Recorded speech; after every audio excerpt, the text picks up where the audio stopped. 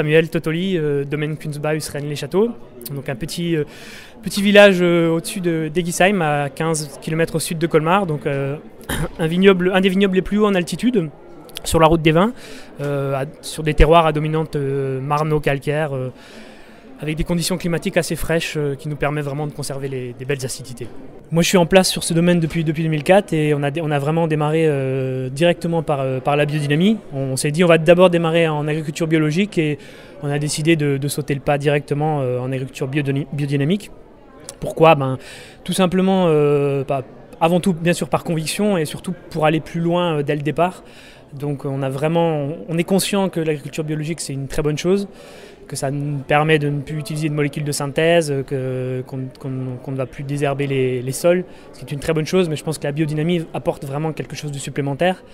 On va vraiment aller plus loin, on va stimuler la vie microbiologique des vignes, on va stimuler l'enracinement, et tout ça bien sûr automatiquement ça va faire qu'être bénéfique pour la vigne en général. Le système racinaire, comme je vous disais, va être plus profond, va puiser beaucoup plus dans le sol, plus profondément. Donc automatiquement, des minéralités dans les raisins au final plus importantes, plus intenses.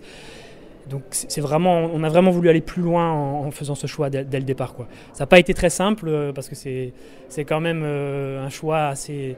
De passer directement à la biodynamie, c'est quand même quelque chose d'intense. On remet beaucoup de choses en question, principalement au niveau des rendements, au niveau du travail des vignes, au niveau des heures passées dans les vignes.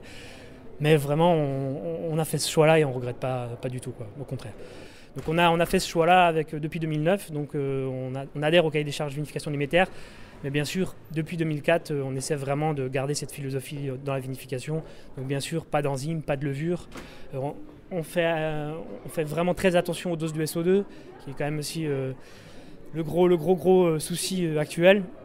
Mais je pense qu'on essaie vraiment de respecter le plus J'aime pas dire la matière première, mais j'aime bien respecter la matière première, tout simplement, le raisin, et ne pas détruire ce qui a été réalisé au préalable dans les vignes par une vinification malmenée ou avec des produits œnologiques ou autres qui vont complètement dénaturer le raisin, quoi. Le commerce des vins alsaciens, en ce moment, ça fait quelques années, mais je dirais qu'en ce moment encore plus, on va dire que c'est quand même assez compliqué. Pourquoi ? Tout simplement parce que les vins d'Alsace sont en général assez compliqués. On a une offre très très large qui peut être positive, mais également ce qui peut nous pénaliser. On a énormément de cépages, on a une mosaïque de terroirs, on a une mosaïque de lieux-dits, on a nos grands crus. Tout ça, c'est vraiment superbe, c'est vraiment une grande chance d'avoir tout ça, mais en même temps, c'est très difficile au niveau de la lisibilité. Donc on est en train l'Alsace en ce moment travaille beaucoup là-dessus. Progressivement, on arrive à clarifier un peu les choses, mais c'est vrai que c'est encore très très compliqué. Comme je vous disais, il y a les cépages, il y a les lieux-dits, il y a les grands crus. Et le gros problème qui moi me tient beaucoup à cœur également ces dernières années, c'est également la sucrosité des vins. On se rend compte qu'à l'export surtout, ça pose beaucoup de problèmes sur certains marchés où on est catalogué aux États-Unis actuellement, on est catalogué dans une gamme de vins sucrés. Alors que l'Alsace, c'est quand même une région qui logiquement produit beaucoup de vins secs. Mais donc c'est vraiment un gros problème actuellement. Ça me perturbe beaucoup. Ouais. On a souvent l'habitude de certains accords un petit peu très connus avec les vins d'Alsace, le Riesling choucroute, le Riesling poisson, le Gewürztraminer apéritif et le Gewürztraminer fromage. Je pense qu'aujourd'hui on va pouvoir déguster vraiment de nouveaux accords, des accords qui sont réalisables avec les vins d'Alsace. Qu'ils soient doux ou qu'ils soient secs. Mais je pense qu'aujourd'hui, ça va être vraiment une très belle approche autour des légumes. Je sais que mon vin va être présenté sur une crème de petits pois au jus de truffe.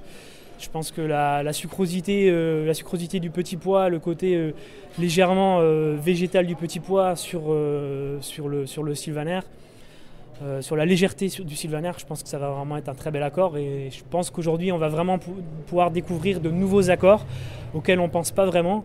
Je pense que l'Alsace a vraiment sa place parmi énormément d'accords, mais c'est vrai qu'on n'a pas toujours on n'y pense pas toujours, quoi. On reste un peu basé sur des accords très basiques, alors qu'on a vraiment une multitude d'associations possibles, quoi. Mélanie Pfister, du domaine Pfister à Dallenheim, à côté de Strasbourg. 8e génération du domaine familial qui fait 10 hectares. On a choisi d'être en agriculture raisonnée, ou du moins ça s'est fait de façon très naturelle, puisque mon père a repris en 72, et à partir de ce moment-là, il a commencé à travailler les sols et mettre de l'enherbement, des engrais verts dans nos parcelles. À l'époque, il faut dire que tout était désherbé, et il trouvait illogique que la vigne pousse au milieu de nulle part. Et donc il a commencé à implanter ces plantes pour diversifier le milieu, l'écosystème. Et du coup, on a un sol très vivant, et c'est ça qui est le fondement de nos vins, en fait. Tout part du sol. Et pour mon père, à l'époque, dans les années 70, c'était hyper important que la vie du sol soit active. C'est vrai qu'étant au nord du vignoble, on est dans une zone où il y a moins de monoculture de la vigne. On est dans une zone très variée, il y a de la forêt, il y a des prairies, il y a des champs de maïs aussi dans la plaine. Et toutes les vignes sont cultivées sur des coteaux, majoritairement en face sud, ce qui fait que les vignes sont toujours entourées de bosquets et d'autres végétations, qui fait qu'on a une faune auxiliaire bien présente qui nous permet de traiter moins, tout simplement. La commercialisation des vins d'Alsace chez nous, c'est une thématique un peu récente, parce que c'est vrai que mon père a longtemps été seul sur le domaine, et s'est peu préoccupé de l'aspect commercialisation. Il s'est créé son réseau de fidèles, de particuliers qui venaient au domaine pour acheter leur vin, et sans chercher à faire de démarches proactives pour développer plus la vente en bouteille.